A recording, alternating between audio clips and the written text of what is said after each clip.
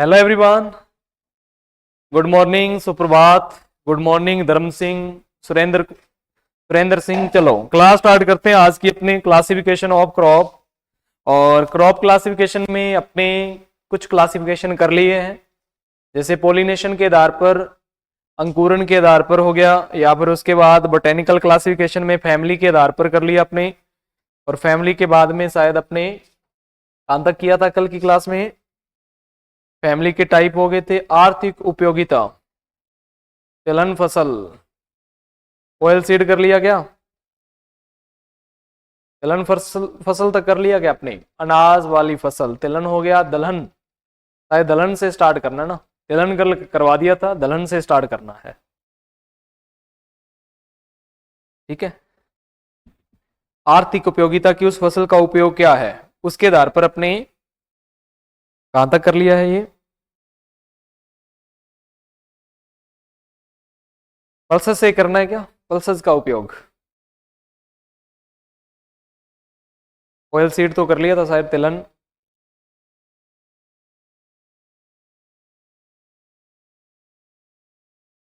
बताना भी थोड़ा, मैसेज करना थोड़ा बहुत। देखो पहला अपने आर्थिक उपयोगिता के आधार पर चल रहा था अपना वर्गीकरण, और पहला अपने अनाज की फसलें कर ली थी, ठीक है, सीजनली। और उसके बाद में ऑयल सीड भी कर लिया था, और ऑयल सीड के बाद में अपने शायद दलहन करना है।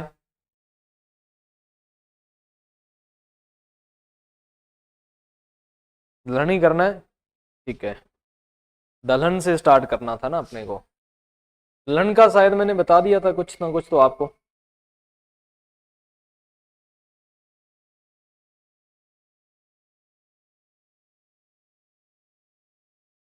ऑयल सीड कर लिया, पल्सेस से ये करना है, ठीक है।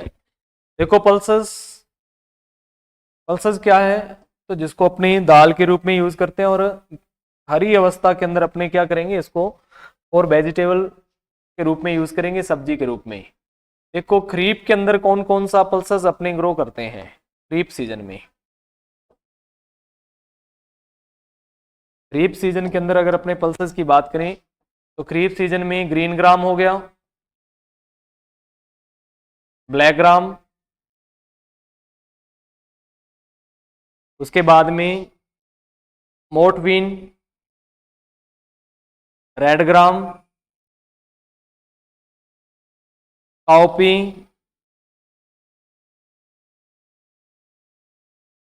और सैमफली। ये क्या है, खरीफ के अंदर ग्रो करते हैं अपने इनको, तो करते हैं खरीफ के अंदर, खरीफ का दलहन है ये। उसके बाद में रबी के अंदर कौन कौन सा दलहन अपने ग्रो करते हैं, दाल कौन कौन सी ग्रो करते हैं अपने, तो रबी के अंदर आएगा ग्राम, चना, लेंटिल मसूर, राजमा फ्रेंच बीन, मटर पी,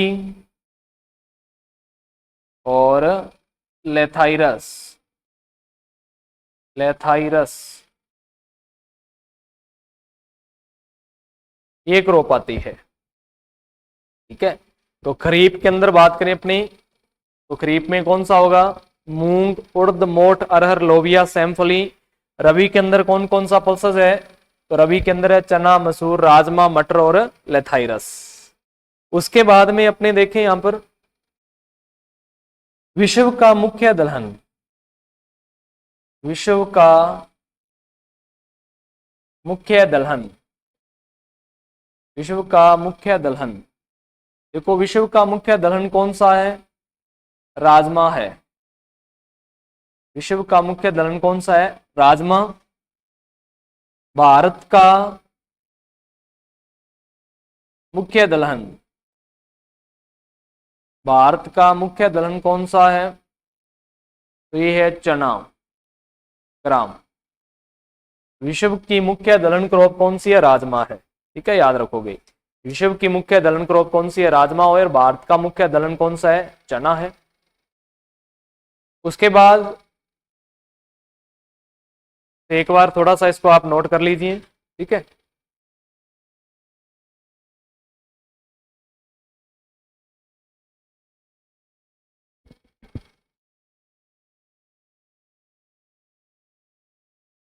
विश्व का मुख्य दलहन राजमा और भारत का मुख्य दलहन चना है।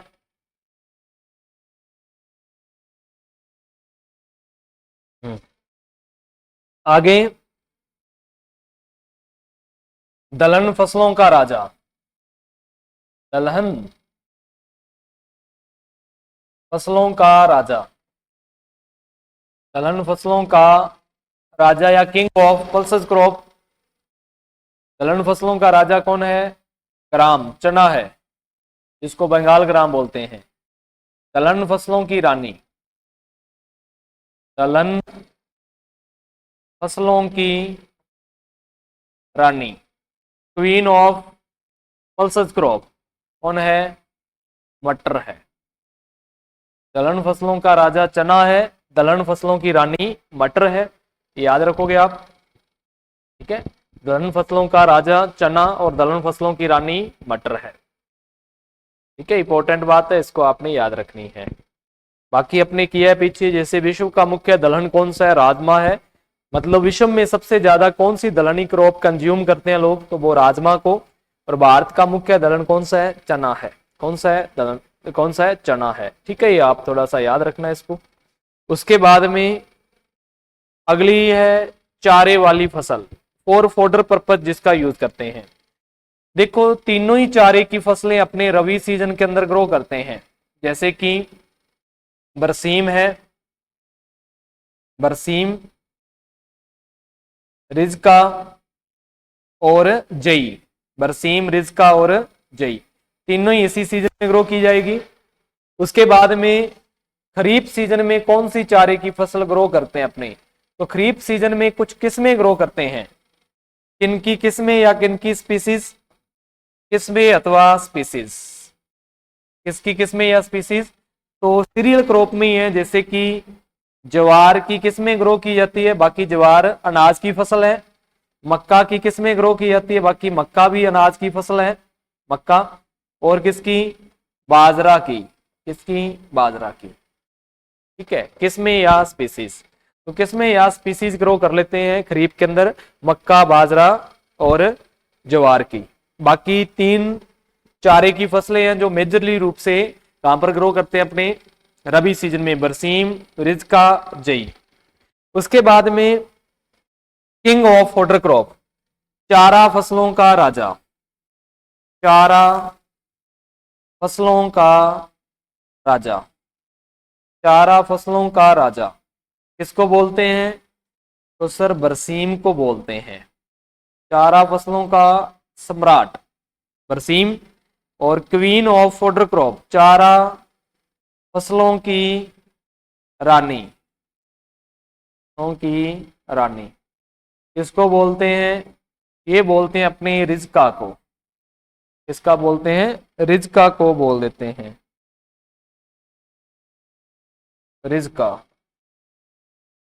चारा फसलों की रानी रिजका। कंफ्यूज हो आप तो थोड़ा सा रिलेट कर सकते हो, जैसे कि बरसीम में कितने अक्षर है? जब बरसीम को लिखते हैं तो 4 अक्षर लिखे जाएंगे, रिजका को लिखेंगे तो 3 अक्षर। तो ऐसा याद रखना कि पावरफुल, ठीक है, पावरफुल हमेशा कौन होता है? राजा ही होता है, जिसके पास 4 अक्षर है। तो ये सबसे ज्यादा है, तो क्या है? बरसीम। बरसीम राजा है और रानी कौन सी है? रिजका है। रानी कौन सी है? रिजका। इस प्रकार से आपने याद कर लेना है। तो चारे वाली फसल रबी के अंदर बरसीम, रिजका, जई। किसमें या स्पीसी? ज्वार, मक्का या बाजरा की ग्रो कर लेते हैं अपने खरीफ सीजन के अंदर। ये चारे की फसलें हैं, फोडर क्रॉप, इनको फोडर के लिए यूज करते हैं अपने। उसके बाद में रेशे की फसलें, ज्यादातर रेशे की फसलें अपने खरीफ सीजन में ही ग्रो किया जाएगा। ज्यादातर रेशे की फसल खरीफ सीजन में ही ग्रो की जाएगी। जैसे देखो कौन कौन सी है इसके अंदर। मोस्टली विश्व का मुख्य रेशे वाली फसल कपास है। उसके बाद में बात करें जूट का रंग आता है। फिर अपने बात करें तो सनई का रंग आता है, सनई, सनई। या फिर अपने बात करें तो इसके अंदर मैस्टा वगैरह भी ग्रो कर लेते हैं, मैस्टा, मैस्टा। ये फसलें ये खरीफ सीजन में। बहुवर्षीय रूप में किन फसलों को ग्रो करते हैं अपने? बहुवर्षीय, बहुवर्षीय रूप में तो बहुवर्षीय रूप में आ जाएगा, जैसे कि रेमी फाइबर है, रेमी फाइबर, रेमी फाइबर है, रेमी फाइबर है। उसके बाद में आगेव, सिसल, ये फसलें आगेव सिसल, ये बहुवर्षीय रूप में ग्रो करते हैं अपने, ठीक है ना। ये कब करते हैं? बहुवर्षीय रूप में। तो रेमी फाइबर हो गया, आगेव हो गया या सिसल हो गया, ठीक है। रेमी फाइबर, आगेव या सिसल, तो बहुवर्षीय रूप में ग्रो किया जाएगा। उसके बाद में क्या हो गया?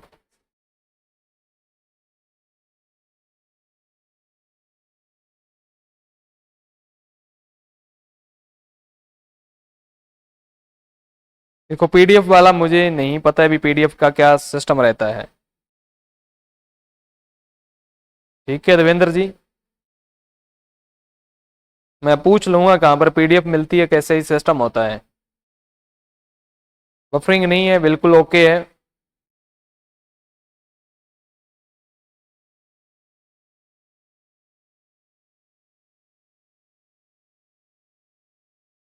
ठीक है, चलो।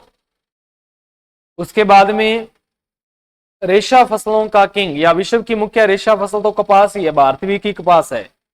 विश्व की मुख्य रेशा फसल अगर आपसे पूछा जाए, विश्व या भारत, भारत की मुख्य रेशा फसल, रेशा फसल आपसे पूछी जाए तो वो कॉटन ही है। वो कौन है? कॉटन, कपास ही है वो।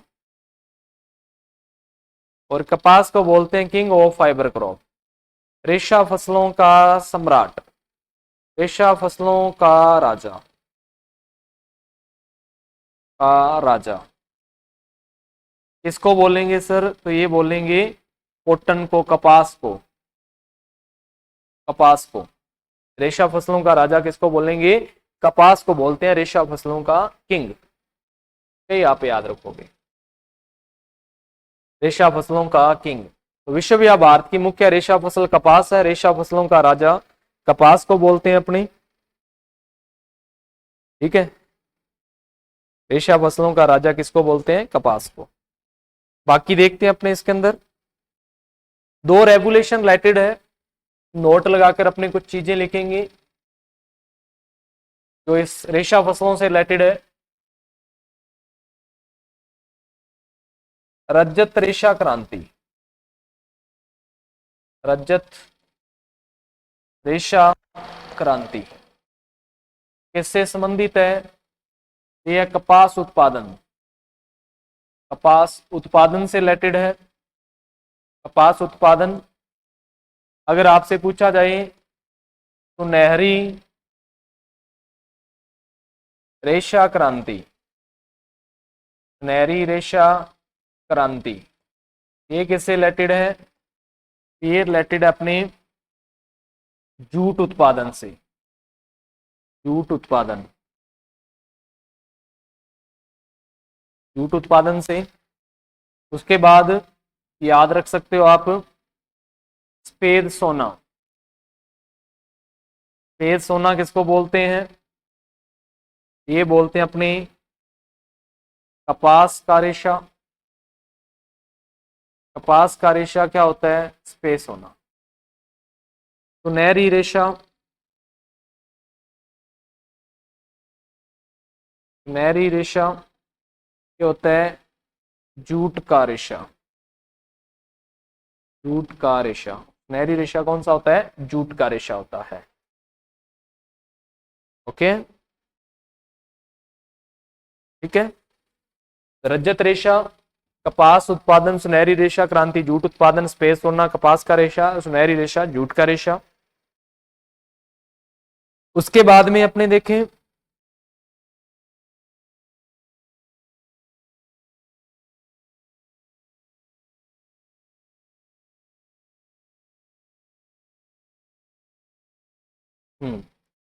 रेशा दो टाइप का होता है भी। रेशा एक होता है lint fibre, lint fibre, lint fibre रेशा का अगर टाइप देखा जाए कि रेशा कितने टाइप का होता है, 2 टाइप का होता है। लिंट फाइबर फल से प्राप्त रेशा, फल से या फ्रूट से प्राप्त रेशा, इसको अपने क्या बोलते हैं, लिंट फाइबर। एक होता है वास्ट फाइबर, वास्ट फाइबर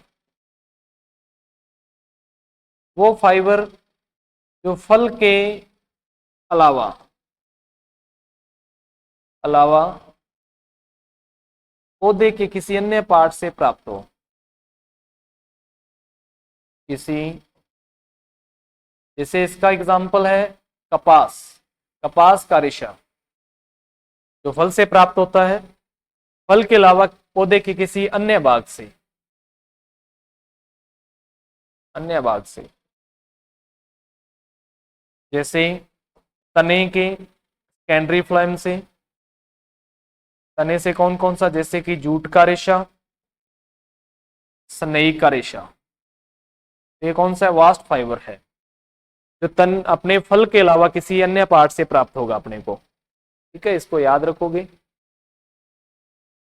उसके बाद में गांठ का वजन, जो भी रेशा तोलते हैं वो गांठ के रूप में तोला जाता है कमर्शियल रूप से।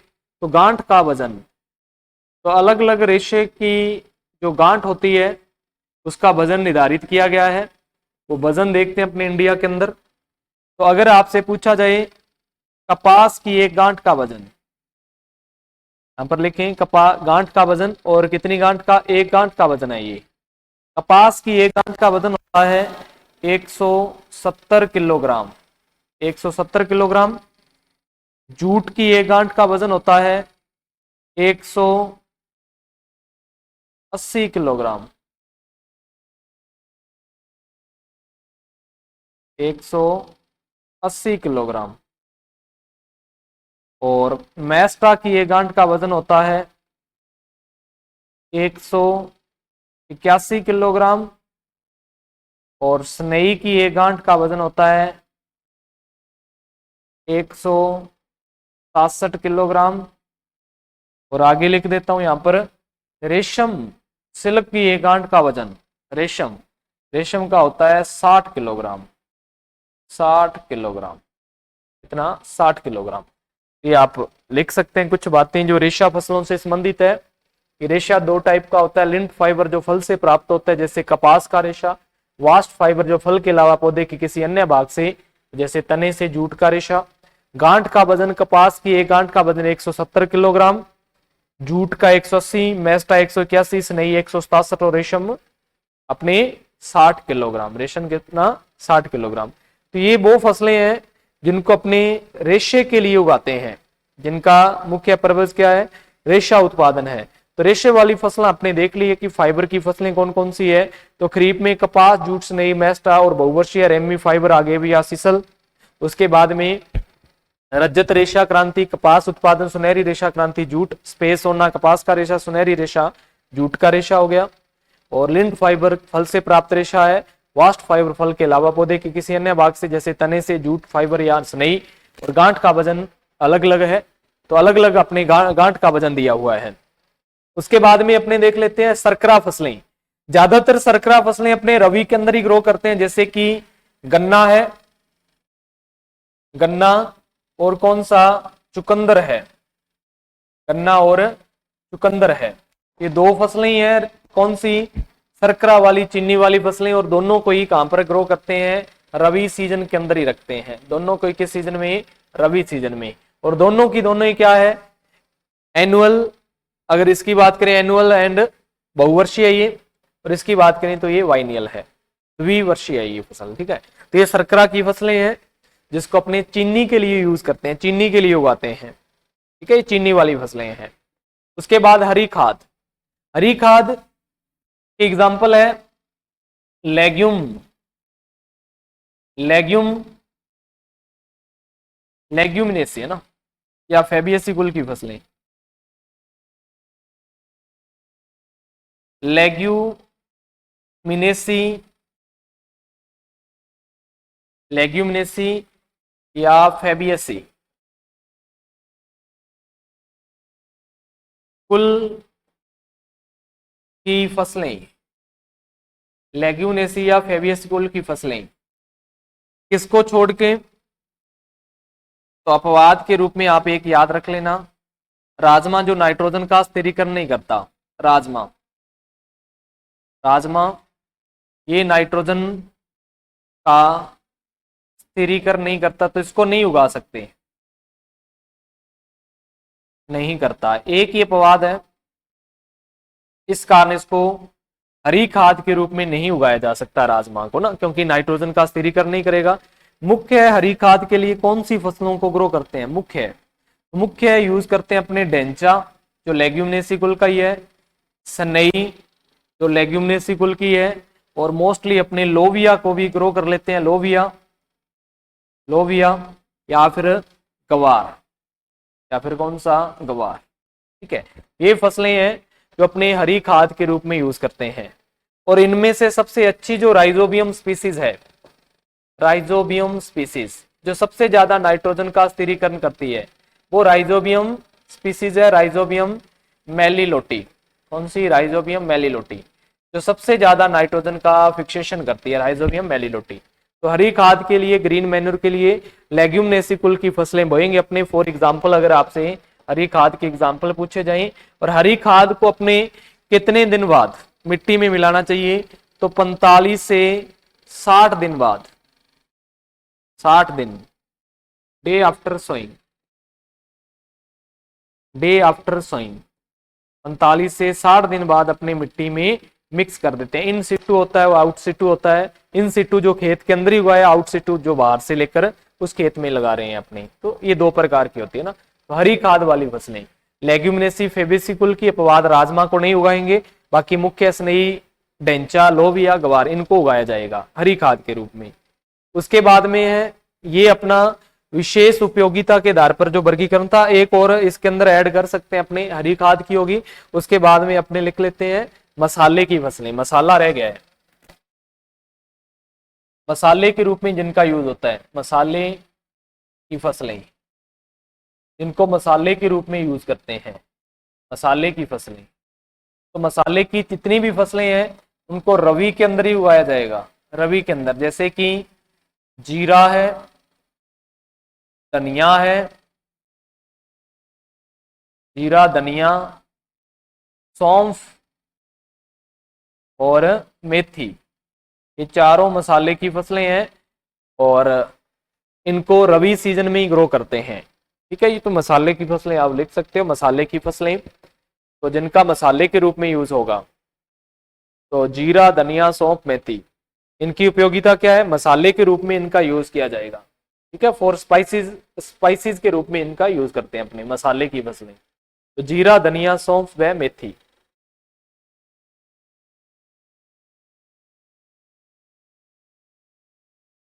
ठीक है, इसको आप थोड़ा याद रखोगे।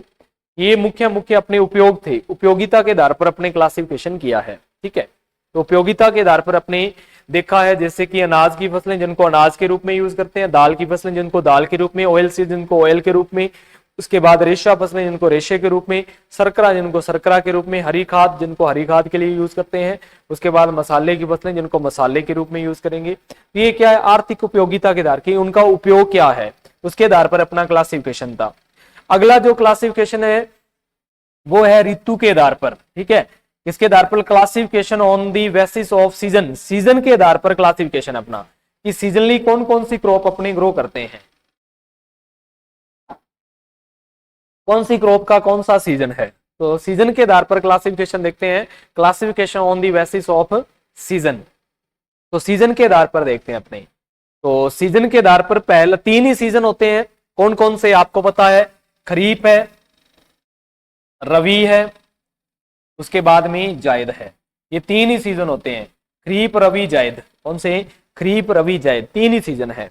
तो क्रॉप को उगाते हैं पहला सीजन, जैसे कि खरीफ अथवा मानसून सीजन। मानसून क्यों बोला? क्योंकि इस टाइम क्या आती है? बरसात आती है, मानसून आता है, इसलिए इसको क्या बोल दिया? मॉनसून सीजन बोल दिया। बाकी आपसे पूछे ना मॉनसून शब्द किस लैंग्वेज का है, तो आप लिखोगे ये शब्द है अपने अरबी लैंग्वेज का।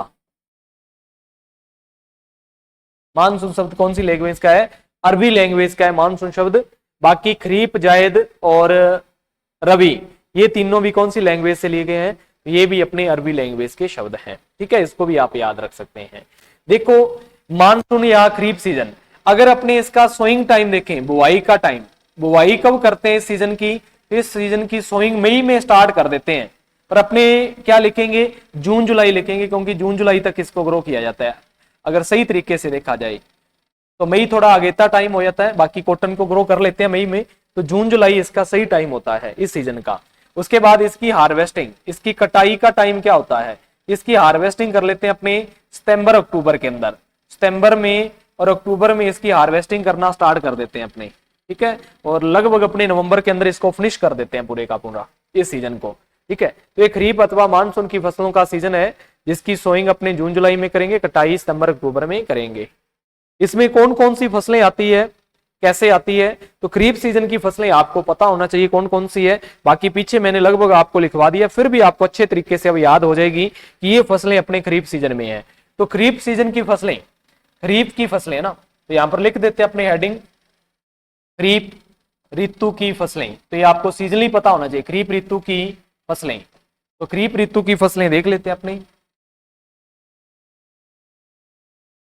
खरीफ ऋतु की फसलें कौन कौन सी फसलें हैं जो खरीफ ऋतु में बोते हैं अपनी। ठीक है, देखो इसके अंदर पहली अपनी अनाज की फसलें, कि ऐसी कौन सी फसलें अनाज की जो खरीफ के अंदर बोई जाएगी। अनाज की फसलें, देखो अनाज की फसलों में क्या क्या आएगा? तो अनाज की फसलों में आएगा मोस्टली धान, चावल मतलब, मक्का, मक्का, ज्वार और कौन सा? बाजरा। ज्वार और कौन सा? बाजरा। ये कौन सी है? ये अपने अनाज की फसलें। उसके बाद में दूसरा दलहन, जिसको दाल के रूप में यूज कर रहे हैं, दलहन। दलहन कौन सा आता है देखते हैं। दलहन आएगा इसके अंदर मूंग, ग्रीन ग्राम मूंग, मोठ, उड़द, उड़द, अरहर, लोबिया, चवला मतलब काउपी और सैमफली, ये आएंगे। ठीक है, ये कंप्लीट। उसके बाद में तेल, जिसको तेल के रूप में यूज करते हैं, तिलहन।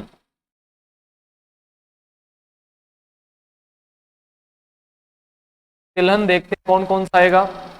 तो तिलहन के अंदर देखो, तिलहन के अंदर पहला देखें तो अपने सोयाबीन, तिलहन सोयाबीन, सोयाबीन, सोयाबीन के बाद में मूंगफली, मूंगफली, तिल और अरंडी। तो सीजन आपको पता होना चाहिए ना, कम से कम इतना तो आपको पता ही होना चाहिए कि ये क्रॉप अपने सीजन में ग्रो करते हैं। तिलहन के बाद में रेशा, रेशा फसल कौन सी ग्रो करते हैं? रेशा फसल यहां पर ग्रो करते हैं अपने कपास, कॉटन को ग्रो किया जाता है, जूट को इसी सीजन में, और सनई को भी इसी सीजन में, और मैस्टा को भी इसी सीजन में। बाकी तीन याद रखो मोस्ट इंपॉर्टेंट। उसके बाद में यहां पर नगदी या रोकड़, नगदी या रोकड़ फसल कौन सी बोते हैं? गवार। नगदी या रोकड़ फसल कौन सी होते हैं? यहां पर गवार को ग्रो किया जाता है। उसके बाद में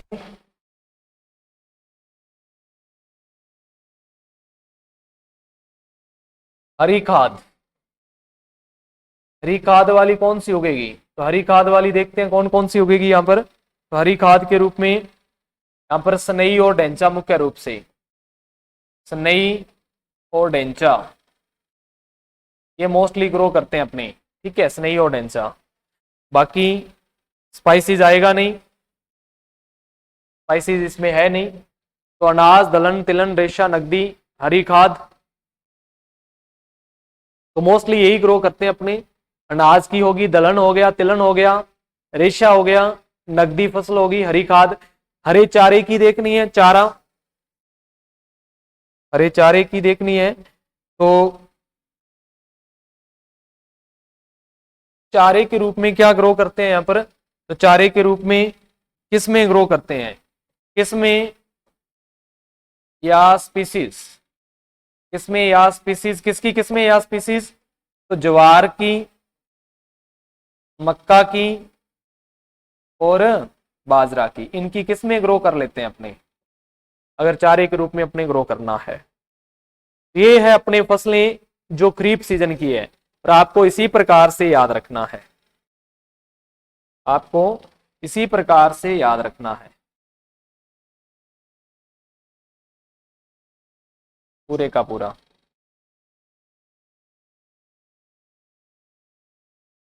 ये फसलें हैं जो खरीफ सीजन के अंदर ग्रो करेंगे अपने, ठीक है, ये फसलें हैं जो अपने खरीफ सीजन के अंदर ग्रो की जाएगी, ये खरीफ सीजन की फसलें, ठीक है ना। कई लोगों को पता नहीं होता अरहर किस सीजन में ग्रो करते हैं, मूंगफली, रंडी, स्नई किस सीजन में ग्रो की जाती है, गवार किस सीजन में, ढेंचा, या फिर ये फसलें किस सीजन में है, तो सीजन आपको पता होना चाहिए। उसके बाद में अगला जो सीजन है वो कौन सा है, अगला सीजन है अपना रवि सीजन या शीतकालीन फसलें। तो शीतकालीन फसलें या रवि सीजन की फसलों की सोइंग कब होती है, बुवाई, तो बुआई अपने नवंबर में स्टार्ट कर देते हैं, अक्टूबर में स्टार्ट कर देते हैं, तो नवंबर दिसंबर अपने टाइम लिख लेते हैं इसका, नवंबर दिसंबर।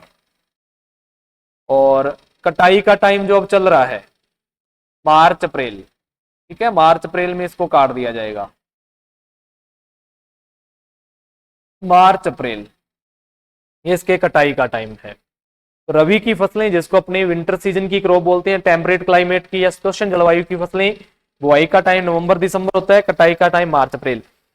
यहाँ पर आप क्लाइमेट भी याद रख सकते हो, जैसे कि जो खरीफ सीजन की फसलें होंगी उनको गर्म व नम जलवायु चाहिए, गर्म व नम जलवायु, गर्म व नम जलवायु चाहिए इनको, ठीक है, कौन से सीजन की, खरीफ सीजन की। इनको देखा जाए तो इनको कैसी जलवायु चाहिए, इनको तो शीतोष्ण जलवायु चाहिए, शीतोष्ण, या इसी को लोग बोल देते हो आप ठंडी जलवायु या कूल क्रॉप्स, कूल क्लाइमेट की क्रॉप है, शीतोष्ण जलवायु चाहिए इनको, ठंडी जलवायु, ठीक है। उसके बाद में मोस्ट इंपॉर्टेंट है इनके एग्जाम्पल, तो खरीफ की फसलों के एग्जाम्पल लिख लेते हैं अपने, रवि की फसलें, रवि के अंदर कौन कौन सी फसलें उगाई जाएगी, रवि के अंदर फसलें देखते हैं कौन कौन सी है।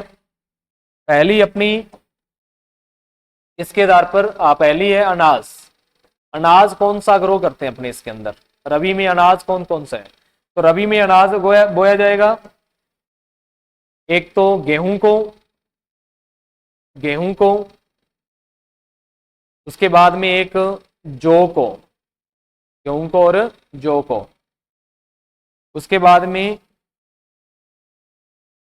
दूसरा दलहन, दलहन कौन सा ग्रो किया जाएगा, तो दलहन के अंदर चना, मोस्टली चना को ग्रो करते हैं, चने के बाद में मसूर,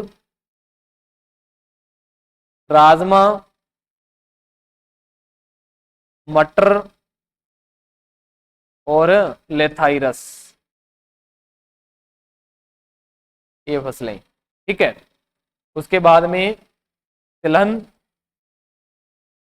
तिलहन कौन सा ग्रो किया जाएगा, तिलहन, तिलहन देख लेते हैं अपने, तिलहन के अंदर सरसों समूह पूरा,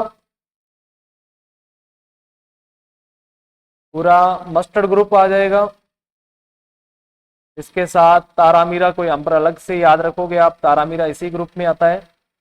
उसके बाद में सूरजमुखी, सूरजमुखी को ग्रो करेंगे, कुसुम और अलसी। अब बहुत लोगों को नहीं पता कि अलसी को कौन से सीजन में ग्रो करते हैं, तो अलसी को अपने, क्या रुक गया, अभी कुछ नहीं रुका, कुछ नहीं रुक रहा है यहाँ पर, सारी चीजें प्रॉपर चल रही है ना, तो आपके कोई नेटवर्क का इशू है, यहाँ से प्रॉपर चल रही है।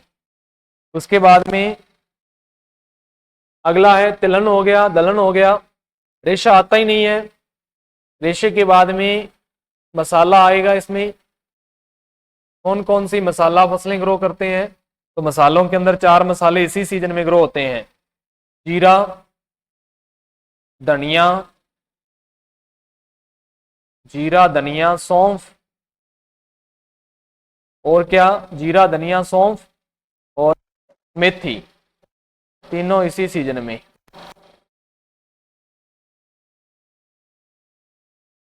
उसके बाद में सरकरा वाली सब्जियां भी इसी सीजन में ग्रो होती है। सरकरा, चीनी, कौन कौन सी? मोस्टली गन्ने का और चुकंदर का। गन्ने का और चुकंदर। बाकी सीजन तो गन्ने का खरीफ के अंदर ही बोना स्टार्ट कर देते हैं अपने। बाकी सीजन कौन सा है गन्ने का? तो रबी सीजन ही है ना। गन्ना, गन्ना हो गया। और कौन सा हो गया? चुकंदर हो गया। उसके बाद में नगदी। उसके बाद में नगदी, रोकड़, कैश क्रॉप। कैश क्रॉप कौन सी ग्रो होगी? तो तंबाकू, तंबाकू। और इसके साथ बात करें अपने आलू, तंबाकू और आलू। ठीक है। चारा, उसके बाद में चारा फसल, चारा। चारा कौन सा ग्रो होता है? तो बरसीम, रिजका, जई, तीनों इसी सीजन में उगते हैं। बरसीम, रिजका और जई। बरसीम, रिजका और जई। तो अनाज, दलहन, तिलहन, मसाला, सरकरा, नगदी या चारा?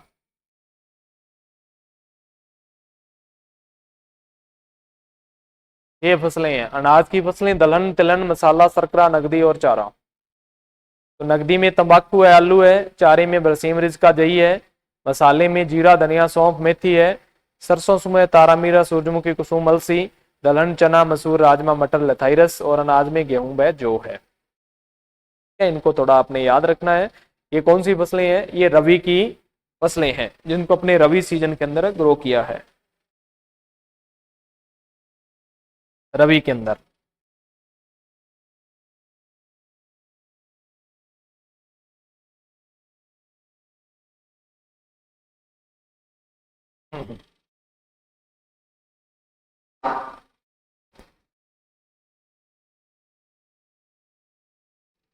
पीछे एक क्रॉप रह गई थी रंडी, यहाँ पर एक क्रॉप रहेगी कौन सी?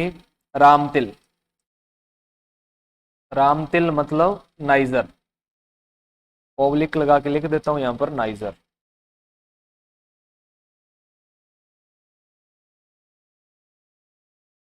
नाइजर, रामतिल को ही नाइजर बोलते हैं। ठीक है, ये भी आप याद रख सकते हो। उसके बाद में जायद की फसलें, गर्मी सीजन, जिनको गर्म जलवायु चाहिए, उसका सोइंग टाइम, इसका बुआई का टाइम क्या होता है? बुआई का टाइम देखा जाए तो बुआई करते हैं अपने इसकी फरवरी मार्च में। फरवरी, फरवरी मार्च में इसकी सोइंग की जाएगी। और कटाई की बात करें तो कटाई कब करेंगे इसकी? तो कटाई करेंगे इसकी अब मई जून के अंदर। मई जून में इसको काट लेते हैं अपने। ठीक है, ये कौन सा है? जायद का सीजन होता है इसका, जायद का। जायद की फसलों की एग्जांपल करें तो प्री खरीफ सीजन की फसलें आती है इसके अंदर। अगर इसके एग्जांपल की बात करें तो खरीफ ऋतु की, खरीफ ऋतु की छोटे जीवन काल की फसलें, छोटे जीवन काल, जिनका लाइफ साइकिल छोटा है, छोटे जीवन काल की फसलें। छोटे जीवन काल की फसलें जैसे कौन कौन सी? मूंग, मोठ, उड़द, मूंग, मोठ, उड़द, उड़द, लोबिया और गवार, और भी वो ग्रो कर देते हैं अपने सैमफली वगैरह। तो ये है, तो मूंग, मोठ, उड़द। बाकी सब्जियां, और सब्जियां भी कौन सी, कुकुरबिटेसी कुल की सब्जियां ग्रो करते हैं, कौन सी, कुकुरबिटेसी, कुकुरबिटेसी फैमिली की, कुकुरबिटेसी कुल, इसको ग्रो किया जाता है इसके अंदर, कुकुरबिटेसी कुल को। ये आता है जायद के अंदर। तो जायद सीजन जो फरवरी मार्च में स्टार्ट होता है और मई जून में समाप्त हो जाएगा। खरीफ सीजन की छोटे जीवन काल की फसलें जैसे मूंग, मोठ, उड़द, लोबिया, गवार वगैरह, और सब्जियां जैसे कुकुरबिटेसी कुल की सब्जियां, इनको अपने उगा लेते हैं। इसको आप याद रखोगे, ठीक है। ये है जायद और समर क्रॉप्स। उसके बाद में तो ये था सीजनली जो भी अपने क्लासिफिकेशन था सीजन के अकॉर्डिंग। तो रबी की, जायद की और खरीफ की ये अपने फसलें देख ली है कि रबी में कौन सी ग्रो करते हैं, जायद में कौन सी, और खरीफ के अंदर कौन सी, और इनका हार्वेस्टिंग टाइम और इनका सोइंग टाइम क्या होता है, बुआई का और कटाई का टाइम क्या है। उसके बाद में जीवन काल के आधार पर लाइफ साइकिल। देखो 3 प्रकार की लाइफ साइकिल, 1 वर्षीय फसलें, बहुवर्षीय फसलें और द्विवर्षीय फसलें। 1 वर्षीय, द्विवर्षीय और बहुवर्षीय, 3 प्रकार की लाइफ साइकिल हो सकती है। या तो वो अपने एक सीजन में ही अपना जीवन काल पूरा कर सकती है, या फिर वो 2 साल के अंदर, या फिर वो अपने 2 साल से ऊपर के काल में पूरा करेगी। उनको अपने क्या बोल देंगे, बहुवर्षीय। तो जीवन काल के आधार पर पहला है 1 वर्षीय। 1 वर्षीय फसलें कौन सी है, ऐसी फसलें जो अपना जीवन काल एक ऋतु में पूरा कर लेती है। मतलब इसी सीजन में वो अपनी वानस्पतिक वृद्धि करेगी। वानस्पतिक वृद्धि के बाद में अपनी प्रोडक्टिव वृद्धि, मतलब उसमें फूल आएंगे, फूल आने के बाद उसमें परागण होगा, परागण के बाद निषेचन होगा, निषेचन के बाद में उसमें बीज बन जाएगा। तो दोनों स्टेज उसने वेजिटेटिव और प्रोडक्टिव दोनों ही एक ही सीजन में कंप्लीट कर ली। उसको अपने एनुअल क्रॉप्स बोल देंगे। उसको क्या बोलेंगे, 1 वर्षीय। वो 1 वर्षीय फसलें होती कौन सी है, तो अपने अब बार बार फसलें नहीं लिखेंगे, आपको खरीफ, रबी और जायद की फसलें अब याद है, अपने सीधा सिंपल लिखेंगे कौन कौन सी फसलें हैं। तो तीनों ही सीजन की कौन कौन सी फसलें 1 वर्षीय है, जैसे कि रबी सीजन की, पेन चेंज कर लेते हैं अपने, रबी सीजन की 1 वर्षीय है, प्लस में खरीफ सीजन की 1 वर्षीय है, प्लस में जायद सीजन की 1 वर्षीय है। इन तीनों सीजन की 1 वर्षीय है।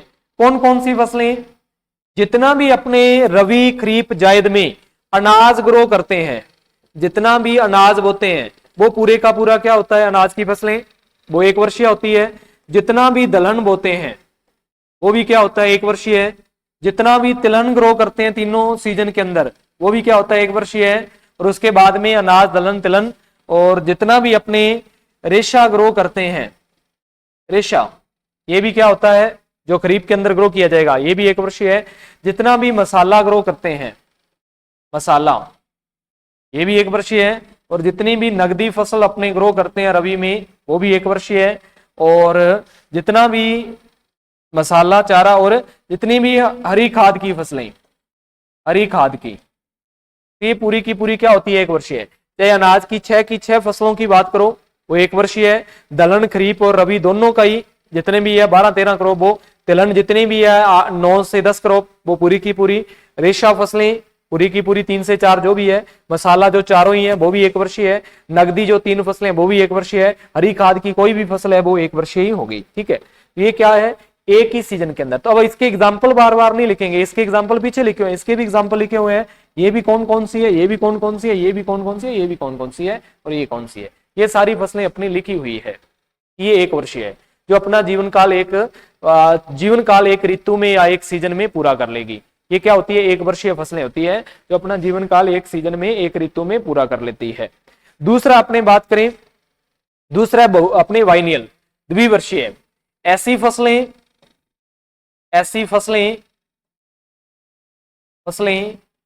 जो अपना जीवन काल जो अपना जीवन काल दो ऋतु में पूरा करती हो।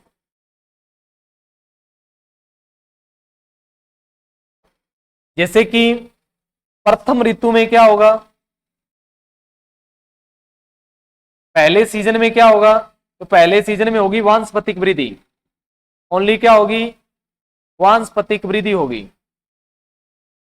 वानस्पतिक अवस्था को पूरा करेगी ये। और सेकंड सीजन में द्वितीय या फिर दूसरी ऋतु में, सेकंड सीजन में क्या करेगी, दूसरी ऋतु में क्या करेगी, तो सेकंड सीजन में क्या होगा, सेकंड सीजन में उत्पादित अवस्था, प्रोडक्टिव फेज को पूरा करेगी। उत्पादक अवस्था मतलब फूल लेके आएगी, परागन होगा, फिर जाके बीज बन जाएगा। ये दोनों अवस्थाएं अलग अलग सीजन में कंप्लीट होती है। एग्जाम्पल की बात करो, इसके एग्जाम्पल कौन कौन से हैं, तो एग्जाम्पल याद रखोगे आप, देखो एग्जाम्पल के अंदर पहला आता है, अगर अपने बीज उत्पादन के लिए सब्जियां ग्रो करते हैं, बीज उत्पादन के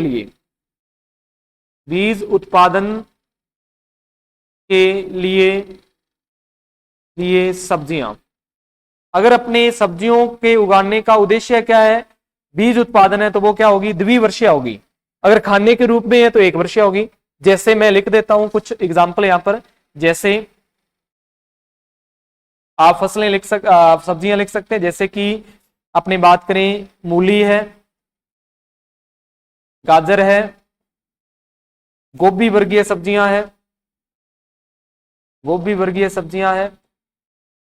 प्याज है, लहसुन है, या फिर और भी बहुत सारी, वो नॉर्मल से ये एग्जांपल याद रखो कि ये सब्जियां आएगी।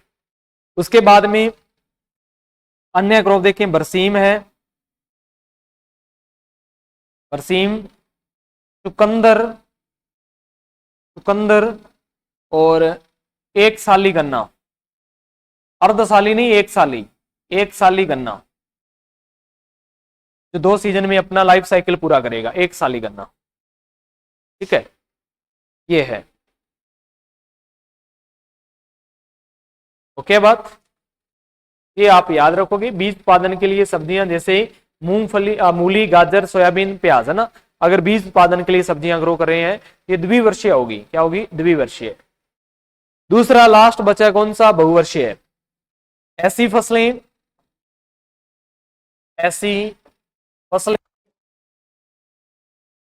जो अपना जीवन चक्र 2 ऋतु से अधिक समय में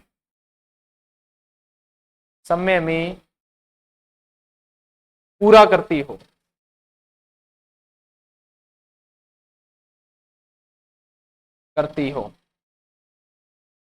पूरा करती है, उनको अपने क्या बोलते हैं, पेरिनियल क्रॉप। पेरिनियल क्रॉप के एग्जाम्पल देखो, जैसे कि एग्जाम्पल इसके अर्धसाली गन्ना, जो 15 से 18 महीने की क्रॉप है, अर्धसाली गन्ना, ये इसका एग्जाम्पल है। बरसीम क्या, अपने रिज्का। और अपने एग्जाम्पल देखें तो अरंडी, जो अपने लगी रहने दें, बाकी अरंडी 1 साली क्रॉप है, उसको 1 साल में हार्वेस्ट कर लिया जाता है। ठीक है, एनुअल क्रॉप है, पर अगर अपने हेज के रूप में उसको खेत के चारों ओर लगा रखा है तो वो खड़ी रहेगी, वो नष्ट नहीं होगा पौधा। तो यहाँ पर अरंडी आप लिख सकते हैं, बाकी ये एनुअल क्रॉप के रूप में ग्रो करता है किसान, बाकी खड़ी रहेगी। अगर खेत अपने को कोई और क्रॉप नहीं लेनी है, कि अपना बरानी खेत है, अगर उस खेत के अंदर अपने को और क्रॉप नहीं लेनी है, तो अरंडी को खड़ी रहने दो, बाकी 1 साल में आप हार्वेस्ट कर सकते हैं अरंडी।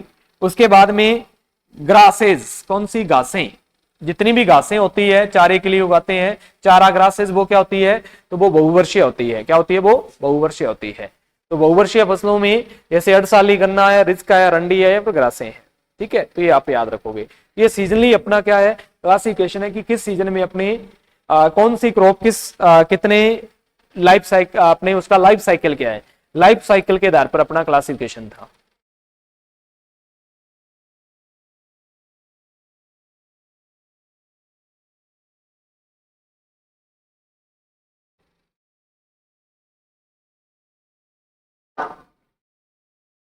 उसके बाद में अपने करेंगे समस्याग्रस्त मृदा के प्रति सहनशीलता। देखो समस्याग्रस्त मृदा कौन कौन सी होती है, सीधा सिंपल सी बात बता देता हूं मैं। प्रोमेल्रिक सॉइल कौन सी होगी, जिस मृदा में कोई ना कोई कमी है, सीधी सी बात है। या तो वो मृदा क्या होगी, अम्लीय होगी, एसिडिक सॉइल होगी। इसके प्रति सहनशील फसलें कौन सी है, या वो मृदा क्या होगी, लवणीय मृदा होगी, या वो क्या होगी, क्षारीय मृदा, या फिर वो कैसी मृदा होगी, या फिर वो होगी जलमग्न मृदा, जिसके अंदर जल ही रुका रहता है। तो अपने इस मृदा के अकॉर्डिंग कि कौन सी मृदा में कौन सी फसलें उगाई, इसके अकॉर्डिंग जो फसलों की अपने सोइंग करते हैं, इसका मतलब अपने क्या कर सकते हैं, खर्चे को बचा सकते हैं। खर्चा कैसे, कि कोई एसिडिक सॉइल है, मतलब मिट्टी अपनी अम्लीय है, अगर अपने उसमें ऐसी कोई क्रॉप ग्रो कर दी जो अम्लीय मृदा के अंदर उगी नहीं सकती है, तो अपने बीज डाल दिया, वो खर्चा लगा दिया अपने, और अपने इसका अंकुरण नहीं हो पाएगा क्योंकि वो उसके अंदर उगती नहीं है। तो यहां से अपने को क्या पता चलेगा कि यहां पर अपने को कि अम्लीय मिट्टी के अंदर कौन सी फसलें उगा सकते हैं, लवणीय मिट्टी में कौन सी, क्षारीय में कौन सी, जलमग्न। और ज्यादातर फसलें कौन सी मिट्टी में उगती है, उदासीन पीएच पर ज्यादातर फसलें उगती है। पर ऐसी कुछ फसलें हैं जो अम्लीय पीएच पर भी उगती है, और कुछ फसलें ऐसी जो लवणीय पीएच पर, कुछ क्षारीय पीएच पर, कुछ मतलब वाटर लॉगिंग कंडीशन, यहाँ पर पानी भरा होता है, तो हर एक फसल वहां पर नहीं उग सकती है। जैसे पानी भरे खेत में हर एक फसल नहीं उगेगी, वो क्या हो जाएगी, नष्ट हो जाएगी। तो इस प्रकार से अपने को फसलों का थोड़ा याद रखेंगे, आगे अपने करेंगे कल की क्लास में कि समस्याग्रस्त मृदा के प्रति कौन सी फसलें सहनशील है, जैसे अम्लीय मिट्टी के प्रति सहनशील कौन सी है, लवणीय मिट्टी में कौन सी उग सकती है, क्षारीय में कौन सी, और जलमग्न मिट्टी में कौन सी उग सकती है। तो आज अपने जो क्लासिफिकेशन किया है उसको अच्छे तरीके से आपने याद करना है। उसके बाद में अपने कल की क्लास में यहां से स्टार्ट करेंगे समस्याग्रस्त मृदा के, तो इसकी हेडिंग लगा के छोड़ देना आप, और कल को आपको याद रह जाएगी। जितना करवाया जाए उसको याद कर लेना। अगर अच्छे से आपको समझ आ रहा है, अगर आपका जो नींव है वो मजबूत हो रही है, तो बहुत अच्छी बात है, क्योंकि ये जनरल सी बातें जो डीप नॉलेज की बजाय अपने को सामान्य चीजें पता होना चाहिए ना। कई बार अपने घर में ही पूछ लें कि बताओ कि सूरजमुखी कौन से सीजन में ग्रो करते हो आप, या फिर आपसे कोई पैनल के द्वारा पूछ लिया जाए कि रंडी किस सीजन में, तिल किस सीजन में ग्रो करते हैं।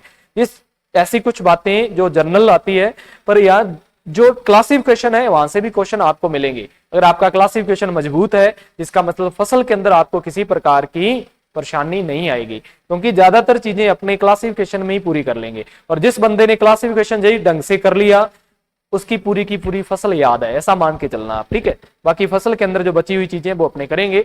आज की क्लास से रिलेटेड किसी का डाउट है, कोई क्वेश्चन है, तो आप लिख सकते हैं। बाकी मिलते हैं अपने कल की क्लास में। धन्यवाद सभी का, पढ़ते रहिए, खुश रहिए, जय हिंद सभी को।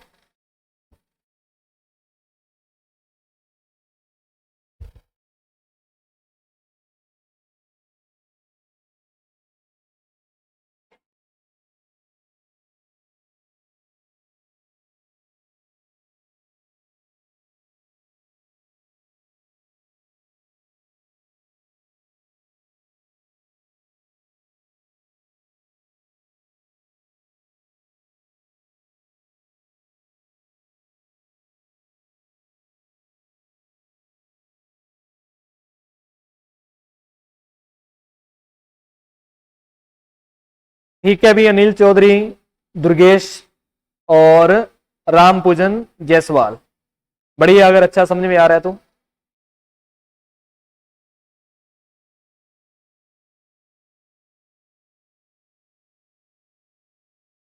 हाँ, बांस बहुवर्षीय घास है अभी, ठीक है अनिल कुमार, एक ग्रास है।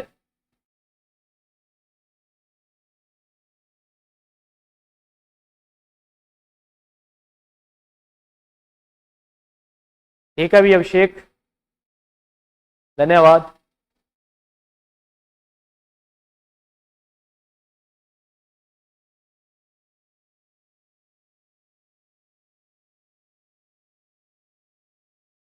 ठीक है मोहित, धन्यवाद आपका।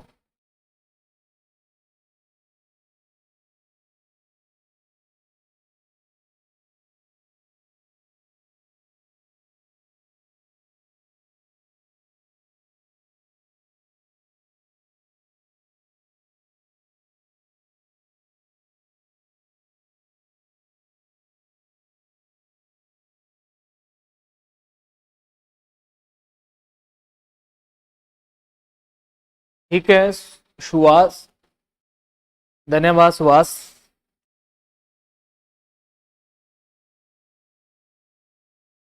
ठीक है अनिल कुमार अहिरवार, धन्यवाद। बढ़िया, आपको समझ में आ रहा है तो अच्छी बात है। कोई किसी प्रकार का डाउट हो किसी का?